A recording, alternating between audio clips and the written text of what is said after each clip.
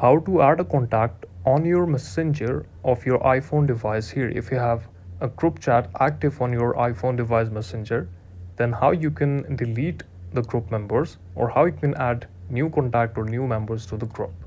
Hey guys, welcome back to the channel again, and let's start this video without any further delay. Now you have to click on the messenger or message option here, and on the first you will look out that is my chat screen of my group. Now what we will do is simply click on the top of this group, scroll to the down, and here are, you can see there is two people are connected right now. That is, first is A and second is O. Now the third option is add contacts. From this I can simply add my contacts to this list and add anyone in this group. So this is the video, this is the solution. Thank you so much for watching it, and please subscribe to the channel for watching more updates like this.